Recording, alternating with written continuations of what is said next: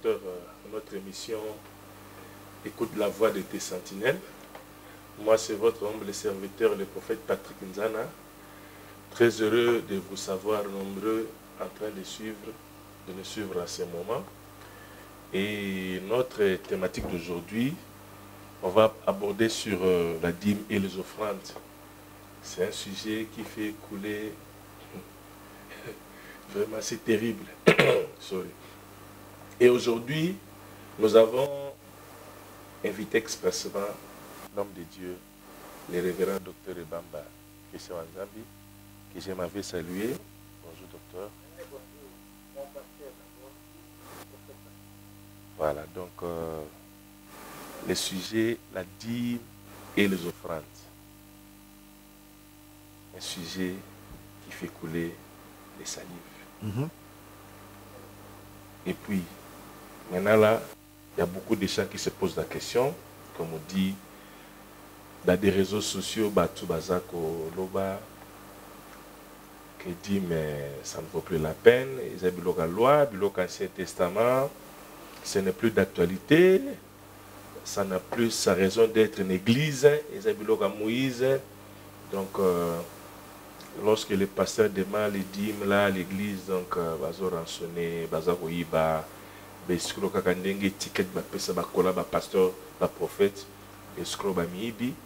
C'est pourquoi to bingyo expressement, compte tenu vos multiples occupations, que vous veniez sur ce plateau pour répondre à quelques questions concernant la dîme et les offrandes. Je ne sais pas.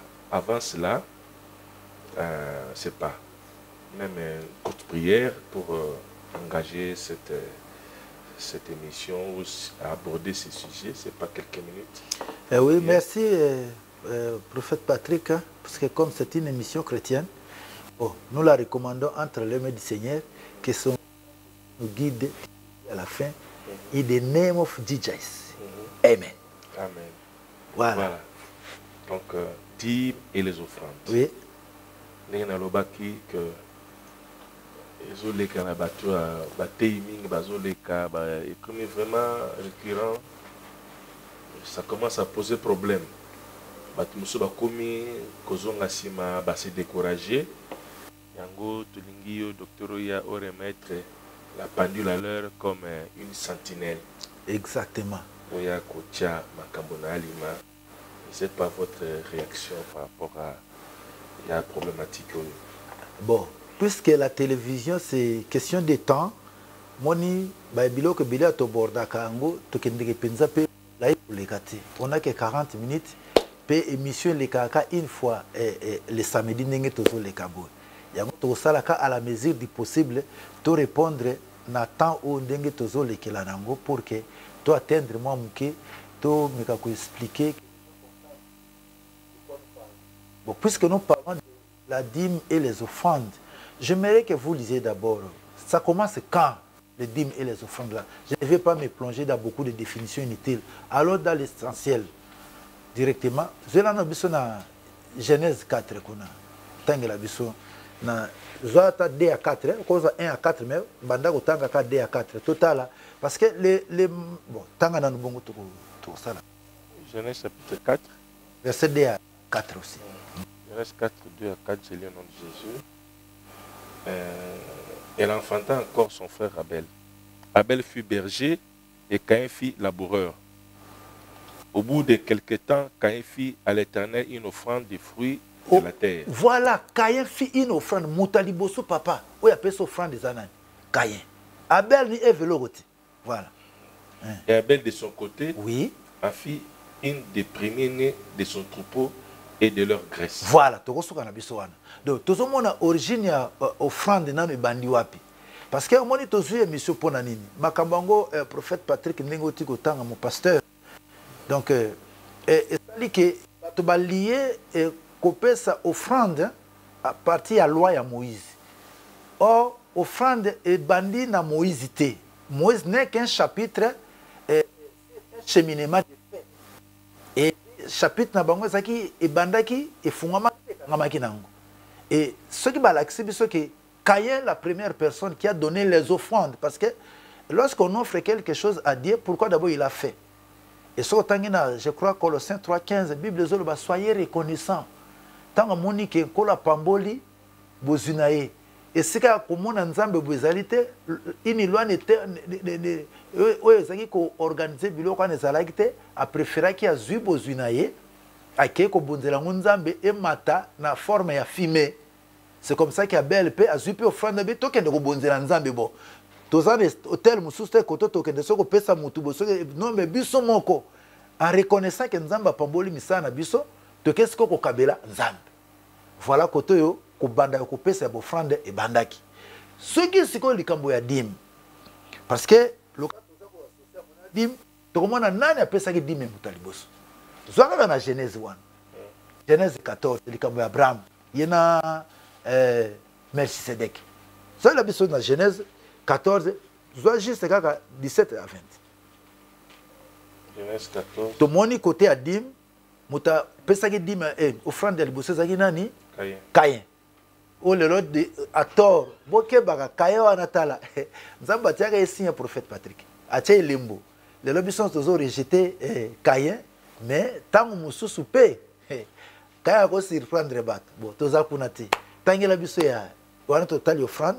C'est quoi Tangela biso ya dim. Genèse 14, 17.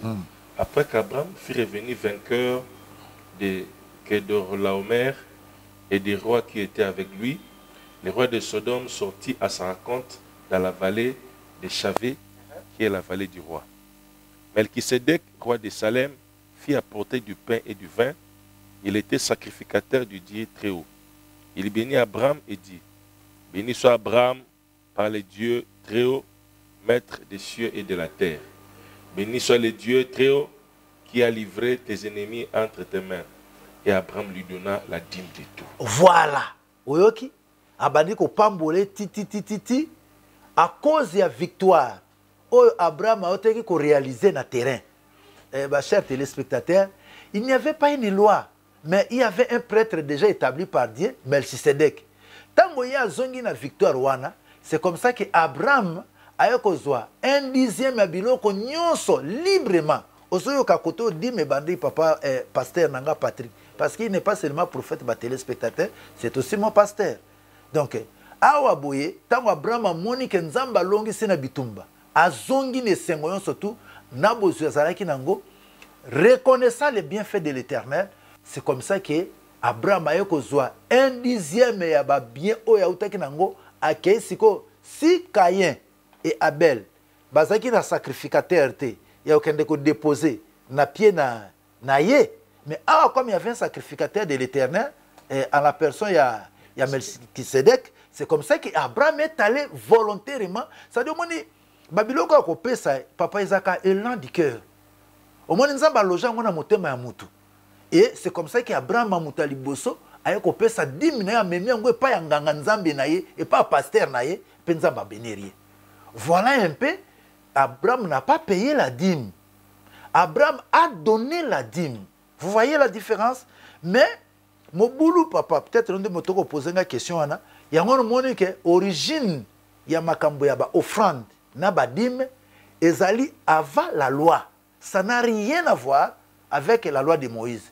Caïn, au attend le l'autre bois caillé, selon compréhension les uns et les autres, mais ti nzamba achaka yesinya longola ngote pour que babo maite. Ye mutaliboso en reconnaissant que nzamba pambola obi ke na lobaka soki Caïn za kalelo prophète Patrick peut-être balinga ba nommé ministre ya agriculture na ba pays na biso parce que c'était un modèle ya réussite sur le plan agricole. Et c'est comme ça que réussite na yewana lelo na Chine bako se pela mutu lokola Caïn. Donc lelo to ça a besoin ba Caïn. Ouais bi ko simba mabele soka yeli bis RD7 so le la ponani 80 000 hectares à terre arable. Mais tu as kufananzal. Pourquoi ba Caïn bazana bangote? Donc bato ba donc tout le kana gouvernement batindela biso ko banga Caïn te. Caïn n'a tué qu'un seul homme dans la vie. David du coup a bombé belé et belé penza belé na bitumba. Donc a kabela kinzambe et lorsque ça là que bandi mo frère n'était zainde motema mabe. Po ba tantôt balinga ba lo non parce que ezaki bo frère ya fruit de la terre. Bon fruit de la terre ça malédiction. Ya malédiction te. ezaki ndeke po balinga bazwa ne okuna pesa ki yampate image ya Christ. Non non non, zwaka ko offrande ke ya yaki no offrande na ye mutu na mutu pesa ki offrande selon musala sosala. Yo soko sala ka mabaya okoya na mabaya, soko sala ka mabende okoya na mabende. Donc ezali to ke de ko inventer offrande parce que okuna na prophétie ya nyamezo la samakila pate tete. Wana ko luka ko sala ba raccordement moko même pas fraudulé.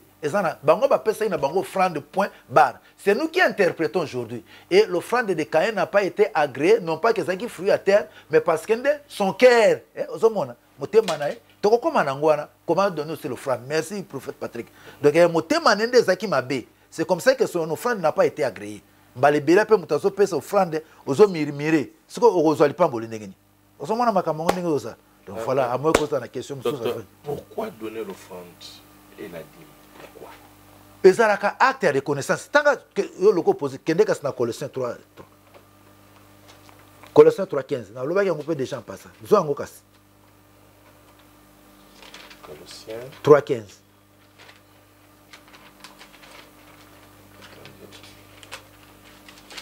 Colossiens 3:15. Voilà.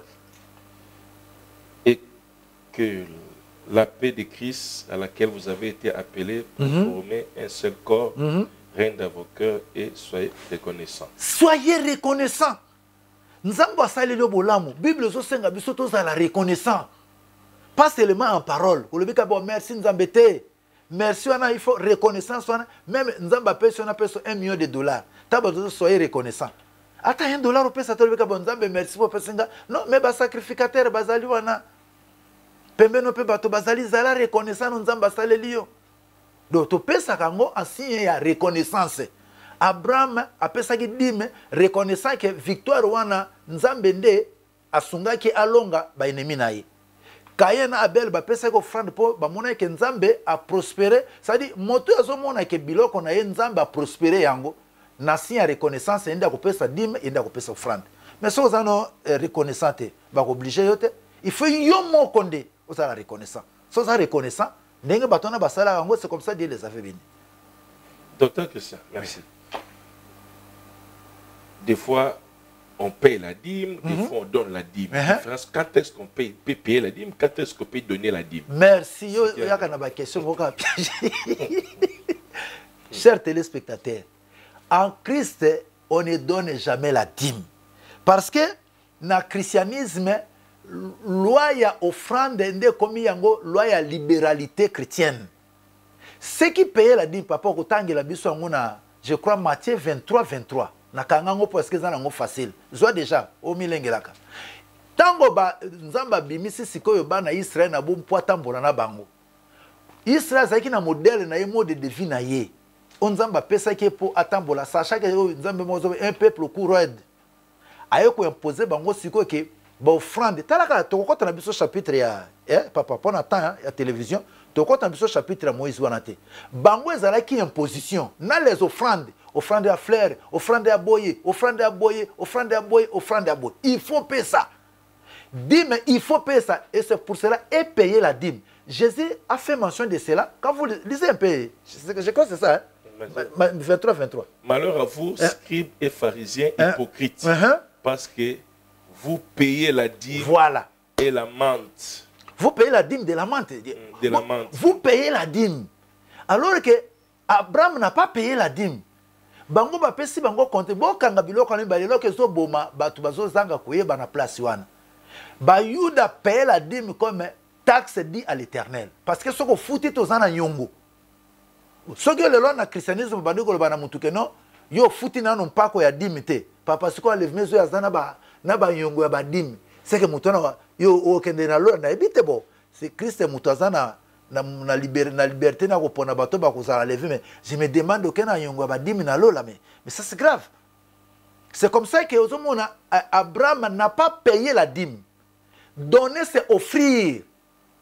Yango bazo benga offrande. Hein? Il donne à quelque chose, il offre quelque chose, offering, offrande, en anglais offering. Offrir à Dieu. Yango benga offrande, c'est-à-dire c'est que l'on donne à une divinité. L'offrande, c'est ça. Bon. de manière succincte, l'offrande, c'est quelque chose qu'on donne à la divinité. Or, ce que tu repères à la divinité, tu refoutas na motema moto librement ndenge nzamba sala ye yango moni que Abraham a futa quitté autant wana bien te babini Abraham a donné sa dîme Caïn donna sala que offrande na il a offert à Dieu gratuitement librement, c'est-à-dire épisode ya Moïse et kanga bisote, c'est comme si ko banda ko pesa et pas na Nzambe et bandi na Moïse. Non, c'est ça l'erreur au baté belé zolo kazolo ba au kana TV non bo pesa dimité zaki la loi. Non non non non. Abraham n'a pas vécu sous la loi. Ya onzo mo epana vient nga rabé yamba yamba. Tango zo pesa courir anatomie biblique. Et tango zo banda za ko placer déjà que il y a d'abord les prophètes après la loi. Mais bato so ko placer la loi avant les prophètes. Il y a d'abord les prophètes après la loi. Pourquoi? Parce qu'Abraham fut un prophète. Na cour anatomie biblique pas vient nga lepo yamba yamba ko pesa ngondengi wana. Donc abo tozo tambola na les prophètes. Abraham a donné la dîme. Abraham n'a pas payé la dîme parce que ezaki nyongote le pas mutu. Osomona et biso lelo je crois ce qui peut-être à moi cause na question moko wana difficulté comme wana na place on a prophète Patrick parce que lelo ba lingi ba mema biso na logique ya Moïse, il y a la loi de Moïse. Or avant la loi de Moïse, les offrandes se donnaient volontairement, librement, sans contrainte. Il n'y avait pas une loi. C'était Bible, la loi de la bonne conscience. Il y a que Moutazali reconnaissant, nous avons les gens, et l'autre on a mis thème à battre, tant qu'on a sali le bolamu, il pose à la paix reconnaissant aux ongisa. Mais à l'époque, quand il y a le c'est comme ça qu'il y a un milinga balbinzambe. Zoya atana nzela milinga. Ozonga papa, c'était des sacrifices. Au tumbi boto zuta mususu, ce qui dit ça qui a ngubu sangu so sangu bo. Et puis la moto et puis dit accepter ça. C'était vraiment bato basa ko peut avec générosité, sans contrainte. Bayuda les sachant et nzamba comme ça ngo loi. Et pas car pas bayuda, pas pour les autres peuples. C'est comme ça que moi, on a biso lelo, ceux qui battent comme ko bimisalona, c'est simplement pas na kozanga koyeba. Or nous papa, nous sommes en Christ. Les Bibles sont liées biso na Moïse. Ceux qui lelo biso ba chrétien tout ça ne bozo la biso ba chers téléspectateurs. Muto ko sabino te que non chrétien ko pesa dignité parce que zaki makambo loi. Non, biso ndato ko futa dignité. Biso to pesa ka digne pourquoi? Parce que la dîme est une offrande. Offrande c'est quoi? Parce que mutu mususu a confondaka. Oh, bon, on a payé dîme, autant on a payé offrande. Mais tous ces choses, ils ont offrande. Ils ont cassé des choses. Dîme, kakapo, ils ont un dixième, et l'autre, ils ont payé ça. Mais de manière générale, c'est offrande. Ce que l'ingolo, c'est dîme, c'est offrande. La différence, c'est que papa, tant que la personne na Galate 3. Zoa Galate 3. Zoa Galate 3, 29. Donc, l'autre, c'est bon, ma bateau belé, azo, ça amalgame entre loi et Moïse. Et puis, ma caméra surtout paye à loi Moïse avant de continuer. Et oui, bien que nous avons monté une moko à l'équipe na télé, non, batuni bo, ce qu'on m'a cambré molobini. À l'obi pe pour la vie que au moins on a terre Ancien Testament. Ah, oui, bien nous tout n'avons vraiment. Oui, bah que data na TBI. Na bible doyen Alfred Ngato, arrête na pesa tabango numéro na ye, bah que data pas doyen, bah kota na TBI, Trani Biblical University. Comment on peut Ancien Testament et au Nouveau Testament? C'est quoi? Bon, c'est quoi 10 commandements sur le prophète Patrick, le cas 10 commandements de l'Ancien Testament, tout bon rango. Tant qu'il a vu ce Galate 29. Et si vous êtes à Christ, vous êtes donc de la postérité d'Abraham. Voilà. Héritier selon la promesse. Papa.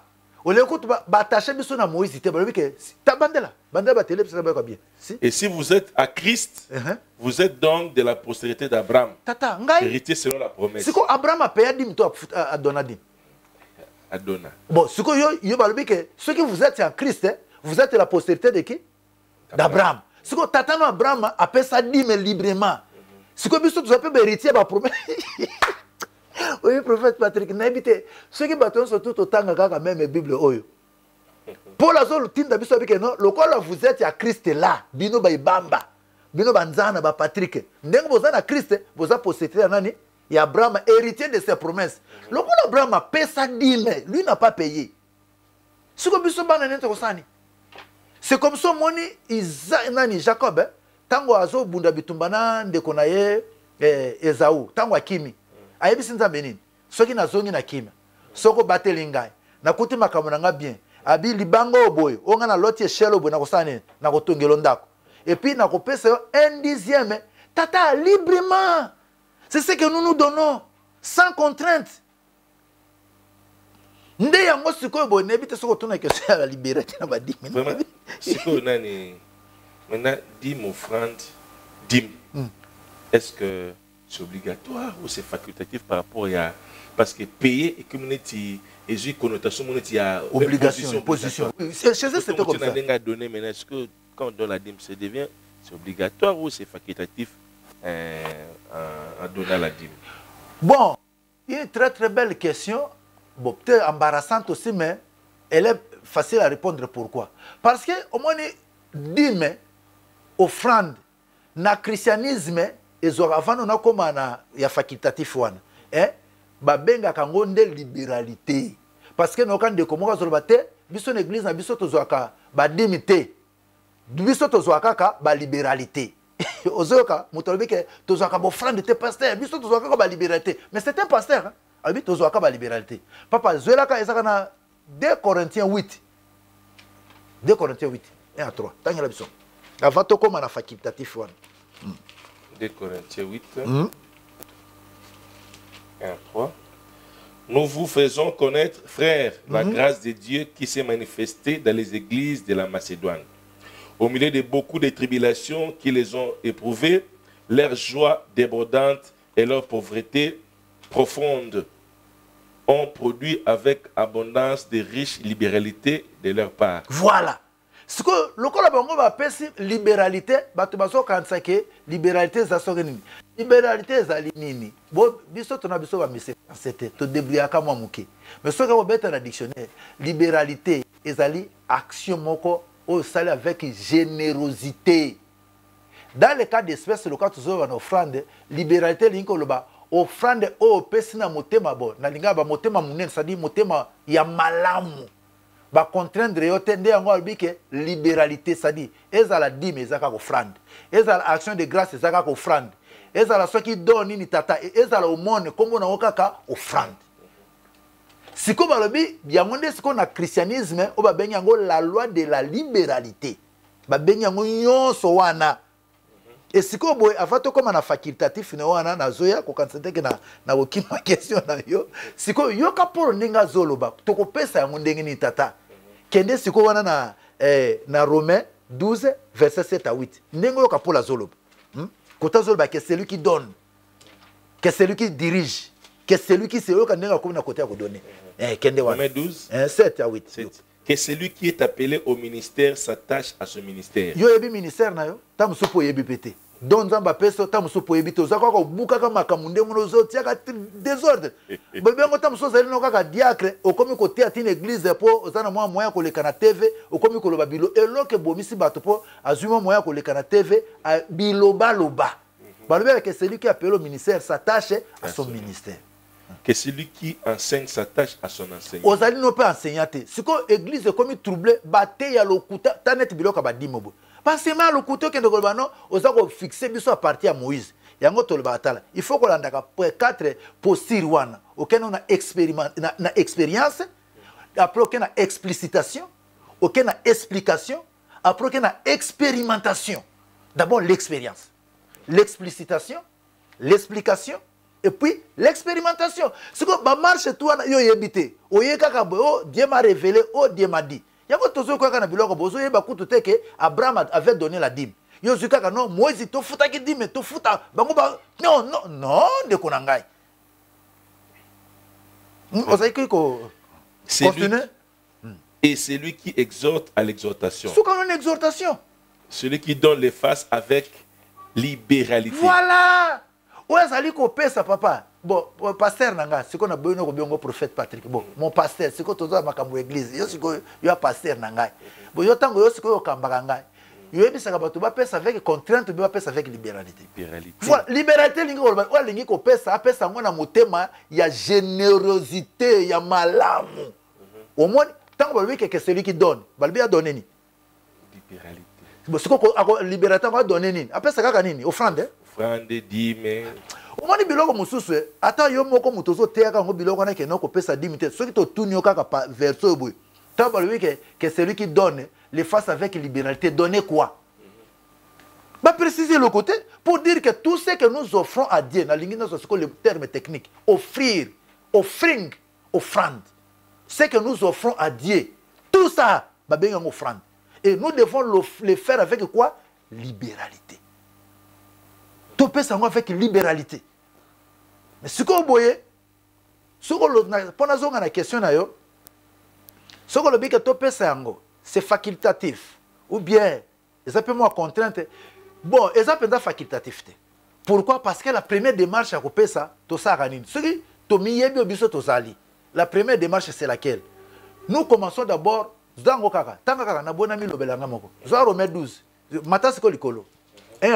peut-être un kaka.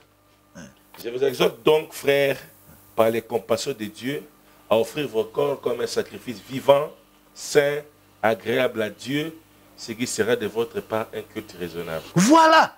Lorsque quelqu'un vient à Dieu, la première des choses, quoi, pour la Sainte-Ligne, à offrir vos corps comme un sacrifice vivant.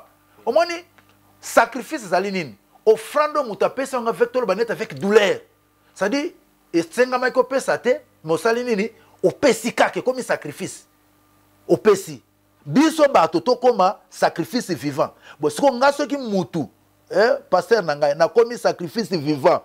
Bongo siko mbongo yanga yango tika na libanda sadi nga mutu na kote pa nzambe na mibonzi mbeka mbongo na bite badimi na ngai na ba offrande wana siko selo kone or bo moto ezali nyonso azanango na ya libanda na oya kati to ti t'offre comme un sacrifice vivant ezana yo na biloko na yo ceux qui ont comme un sacrifice vivant par l'Éternel est-ce que pour pesa mbongo yo kutu mutu kolo biloko mi pesa pa nzambe bongo pour pesa biloko na ça coûte un problème. Et voilà ici que comme agapé, moi exigence, ce n'est pas facultatif. Parce que ce qui est facultatif, alors Jésus peine à kolobakoya na yaki comme offrande, il y a facultatif. Mais comment leur exigence? Pourquoi? Parce que ils ont dépendre de la sali. Ce qui est facultatif, ils ont bon, na pesa to na pesa te. Bon, ce que batu balinga basandinga. Batu balinga ko bikate, mais loko la ezaki exigence pour Nzambe a préféré pesa offrande wana à Jésus pour que mokile sala nini et bika. Voilà pourquoi je pense que comme ça souleva biso mon église likabwanani ana ça fait je crois.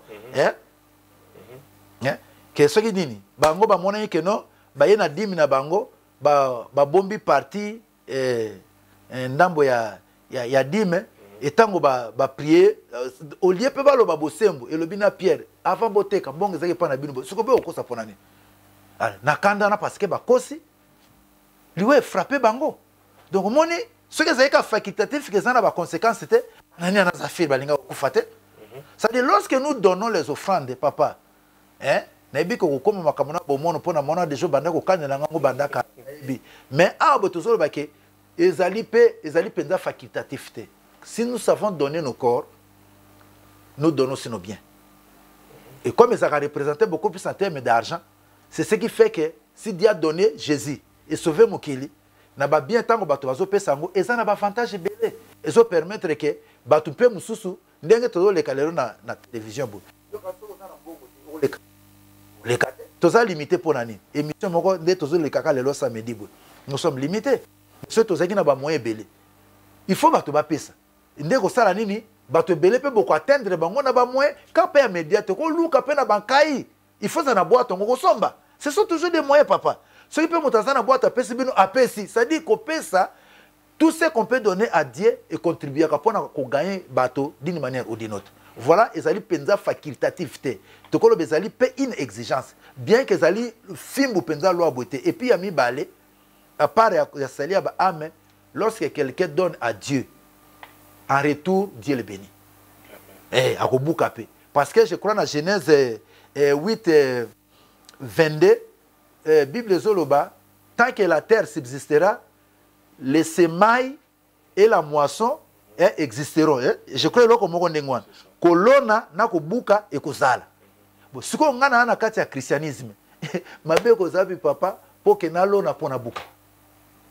Et il y a un moment bolongola, c'est-à-dire et là qu'on a bon mitia obstacle que non, biso tozwaka ba libéralité dîme eza offrande action de grâce eza offrande donc soki nyonso ozopesa pa nzambe komona yango offrande et yango babengi yango na christianisme libéralité. Pourquoi tozopesa yango na générosité. D'ailleurs eza na verset moko pour celui qui donne kana na ba c'est que ça va se Romains 11 que celui qui donne donne avec joie car Dieu aime ceux qui donnent avec joie. Je crois en entendant verset.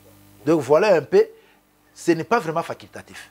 Maintenant docteur, ce que je me dis bon, je dis ce que ça tane $10 azuwan comme pas ba coca pesa comme on a ba chega pesa kabule ko 10 et ça fait ka dim asungi na ye apesi na ye dimule a opesa en église akabule ne babola ba senga na nzela dim na ngai ngolo ke opesa église pasteur asangi za la ba jeep na ye malamu na pesa na ngai babola na nzela na sungi pe kaka au pasteur tozo tongindisi minga sa bongi na mama pamba di ba voyage à poto ata na PCTC lokote ba na pesa na ngata babola dim na ngana pesi bango olobi ni pona bato ba réfléchir sakandengo wana bon zwana je crois feza na Romains on dirait comme na verset on soka te Romains 12 wana peut-être 8 tano verset 8 bo quel on a 8 tu connais déjà celui qui que celui qui exhorte à l'exhortation, que celui qui donne les faces avec libéralité, que celui qui préside les faces avec zèle, que celui qui pratique la miséricorde les fasse avec joie. Voilà. Pratique la miséricorde. Bon, pratique, mais na second Moussou Salobi, que celui qui donne les fasse avec joie, car Dieu aime ceux qui donnent. Et l'andani on a été. Que la charité soit bon, ça va. Mais je crois que c'est ça, mais ça, car Dieu aime celui qui donne avec joie. Et comment bon, que celui qui donne, il fasse avec joie. Donc, alors, bon, moi, attitude à couper ça, alors, binzamba linga bato ba pesa ka nesengo. Yo benga ngo dim etal. Na tuna kande comme sous toi une émission ka boy. Ya zo combattre dim. Na libo papa.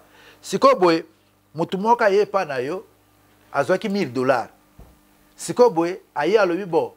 Frère, ayi pasteur, ngana zwaki $1000 na longoli $100 ya nzambe yango ne ko pesa atangi kongo dimité mais pona yo savni alobi ke na gagné $1000 pasteur Patrick alobi ke na ye na $100 ya nzambe na ye o prier pona ngai po yo te ake boko zwa dimité lokola atangi mo dimité bo pona $100 nzo représenter ni akoka ko loba te tsoka na plateau na bitala botika ko mi pesa ka mikumba yango directeur nabiso Jean-Claude Sekama nzamba pambolo zano na États-Unis je crois que mukola ko ya à organiser les mission moi une organisation interne mususu ya l'église prophète Patrick bato balinga ba imposer marque na bango ya organisation interne ou imposer ngo côté bato mususu yo bibiso temba mingi kantique bato mususu balingi ko bina o peksa bango ponani si le font pour la gloire du Seigneur so bino wolobi ke bato ba pesa dimité kabeme o peksi bango na ndenge ya buzoba mais ko imposer ngo organisation na bino interne ko imposer ngo pe bato mususu te.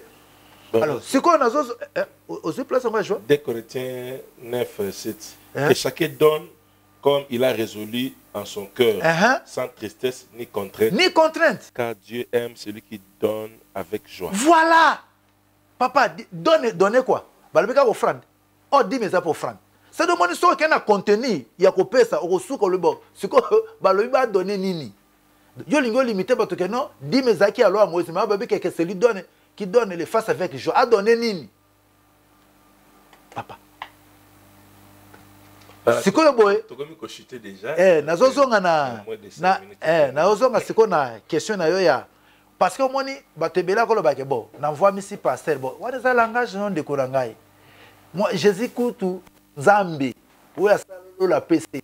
Azobi misabisi mbongo na ba mbisi.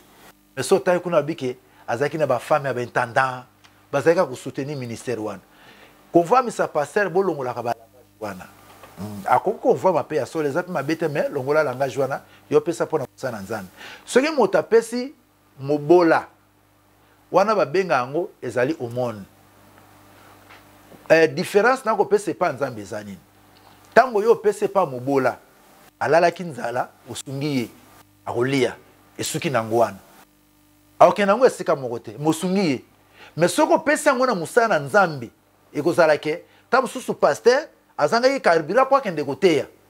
Yes ko allié kaka pona yeye mongote mais allié pour que nazolo ba na cadre ba to ba osa musala nzambe allié pour que ndeko sana ngo musala nani ya nzambe c'est-à-dire au pese pas mobola na pese exemple pese $5 au sauver za mabete wana ba benga ngo mon mais tango pese pas musala li ya nzambe tango so zaki na difficulté futa mai ba ya kotungisa o afuti mai esungie kasale lo prière na kimia tango yebo nzamba pambolio de moni ke ya ko pese pas nzambe ezo produire et bénédiction et pas ya bato tandis que ya oyo pesi ya omone et saliye bolamu mais esuki kaka et pas ya yeye moko yango moni que Paul a le sol bana Galate 6 wana oyebi yango pe bien abike tant que nous avons l'occasion to sala malamu na bato nyonso mais koleka envers les frères dans la foi.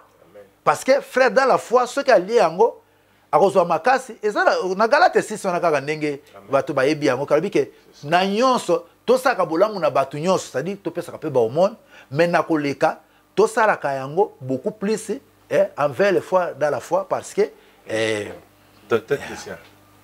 un dernier mot résumé pour na bazolanda appelle aussi directement kopesa bango importance nini ya kopesa badini zanini et puis lancer appel tu crois qu'on est intéressé à soutenir Moussala Ndongo que photo le kata 2 fois 3 fois en émission bako contacter comment bon soutenir merci au moins to l'équipe émission pendant ko longola nano ko laver nano bato na mituke dime ezana loi ya Moïse ezaki chapitre oui et pas na bango ezaki imposition mais na christianisme ezali libéralité ezanine ezali offrande action de grâce donc yonso mutazo pe c'est pas nzambe na motema ya malamu ne babengi yango libéralité il faut to pesa oui to pesa pona nini nzambe ye moko apesi Jésus pour to za sauver tango biso tozo pesa pe offrande na biso zo permettre que tozo leka na bémission tozo kende kote ya sango malamu ezo sunga biso pour que mosala nzambe esana mo obstacle te yango na lobi que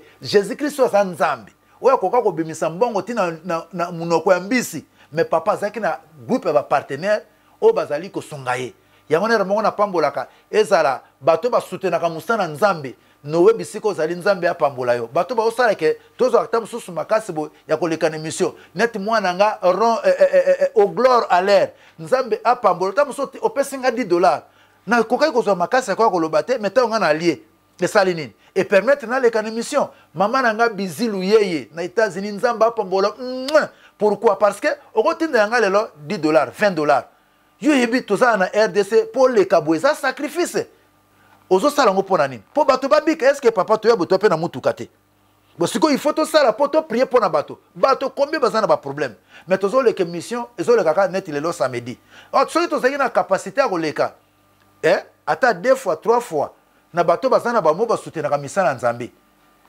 to toucher bato belé nzambe pa ko bate akopambola bango puis moto a contribuer kana musala nzambe pasteur nanga Patrick nanga ya zoteya na ye a contribué biso to salika musala moko ne balbi que moi j'ai planté Paul Apollos arrosé c'est Dieu qui fait croître c'est-à-dire to koki côté ya sango malamu ata yo lobité mais na nzela ya mbongo na osali nini ote sango malamu voilà pourquoi naza ko benga na émission oyo boye to ça peut-être soki moi minute etikali prière suka na bato yo soto yo bakoko simba mana na mitema pona ko lobake to ça na besoin de sungi pe na bino na église na yo ba ko soutenir bako sote kono di mezaki ya Moïse oya Moïse bazalaka ko futa mpako biso to futa kate biso to pesaka différence entre ko futa na ko pesa et balobi monta za ko pesa avec joie nzande batangi biso na 2 Corinthiens Dieu aime celui qui donne avec joie ko donner quoi les offrandes les dîmes les actions de grâce nyonso tango zo pesa avec joie c'est Dieu la te béni donc voilà il ko to ko lancer appel que numéro na biso zalana zo bimwana